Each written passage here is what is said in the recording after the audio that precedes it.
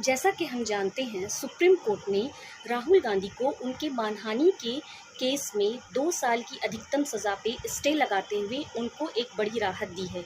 लेकिन चूंकि अभी ये सज़ा सेशन कोर्ट में इसकी सुनवाई चल रही है और जब तक सुनवाई कंप्लीट नहीं हो जाती तब तक राहुल गांधी को के सज़ा पे स्टे लगा रहेगा। साथ ही उनकी जो डिस्क्वालिफिकेशन हुई है उस पर भी रोक लग गई है और वे अगला चुनाव लड़ने के एलिजिबल हो गए हैं।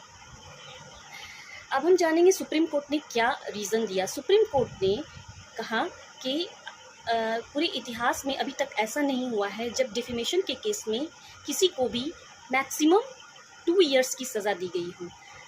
तो मैक्सिमम 2 इयर्स की सज़ा दिया जाना कहीं ना कहीं इसे राजनीति प्रेरित लगता है, क्योंकि राहुल गांधी ना तो कोई अपराधी हैं बल्कि वो एक बड़े जनता के प्रतिनिधि हैं और वो जनता को रिप्रेजेंट करते हैं। अगर एक सांसद की सदस्यता जाती है उसकी वजह से एक बड़े वर्ग, जनता के एक बड़े वर्ग को इससे लॉस होगा। अब हम जानेंगे किसी भी एमपी और एमएलए की डिस्क्वालिफिकेशन के क्या क्राइटेरियाज़ हैं। तो यहाँ पे 3 क्राइटेरियाज़ होते हैं।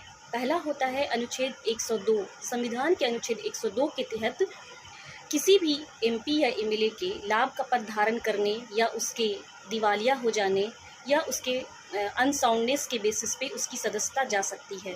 दूसरा होता है एंटी डिफेक्शन, यानी दल बदल, या अगर कोई पार्टी दल बदल कर लेती है या उससे अपने पार्टी से रिज़ाइन दे देती है या फिर व्हिप का उल्लंघन करती है तो उस बेसिस पे भी सदस्यता जा सकती है। और तीसरा जो राहुल गांधी के केस में हुआ वो है जन प्रतिनिधित्व अधिनियम की धारा 8 की सब क्लाउज 3, जिसके तहत किसी करप्ट प्रैक्टिस करने पर कोई भी सांसद या विधायक करता है तो 2 साल की अधिक सज़ा और साथ ही 6 साल के लिए उसे चुनाव लड़ने से डिस्क्वालीफाई होना पड़ता है।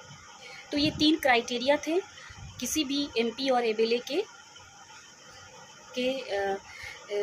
डिस्क्वालिफिकेशन के लिए।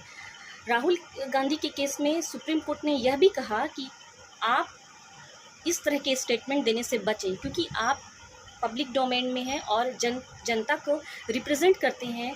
आपको इस तरह के स्टेटमेंट नहीं देना चाहिए, क्योंकि इससे पहले भी राहुल गांधी ने कई बार इस तरह के स्टेटमेंट्स दिए हैं। तो अगर मेरा ये वीडियो पसंद आया है तो इसे लाइक करें, सब्सक्राइब करें। Thank you.